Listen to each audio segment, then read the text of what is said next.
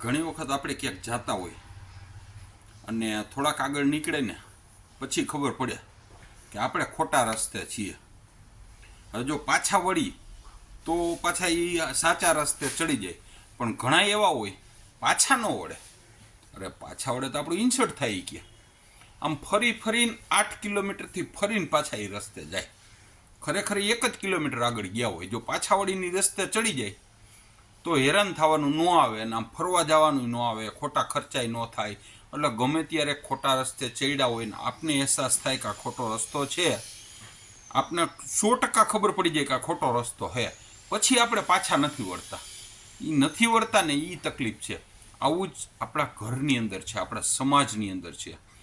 ઘણી વખત સમાજનો કોઈક વ્યક્તિ કે જેની ભૂલ થઈ ગઈ હોય અને એને પોતાને પાછી ખબર પડી ગઈ હોય કે આ વસ્તુ મારી ભૂલ છે, પણ એ પાછો નથી વળતો.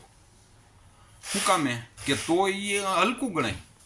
પોતાને ખબર જો હોય કે અમારી ભૂલ છે તો બીજાને ખબર જ હોય કે આ તમારી ભૂલ છે.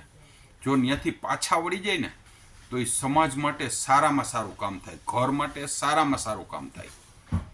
અને પાછો જ ન વળે ને તો એ સમાજને પ્રોબ્લેમ કરે. ઘણી વખત એવા વ્યક્તિ હોય છે કે સમાજને છે ને એના પરિવારને વીખી નાખતા હોય પોતાની ભૂલ હાટું થઈને.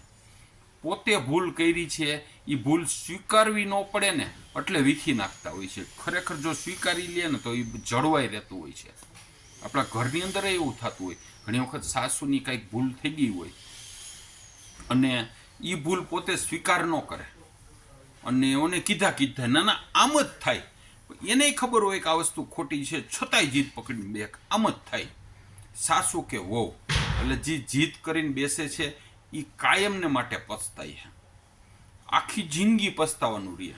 એટલે શક્ય હોય ત્યાં સુધી આપણી ભૂલ છે ને આપને ખબર પડી જાય ને મારી ભૂલ છે, પછી ગમે એવી પરિસ્થિતિ હોય ને પાછું વળી જવાનું, સ્વીકારી લેવાનું. એમાં જરાય નાનપ નહીં અનુભવવાની, જરાય શરમાવાનું નહીં.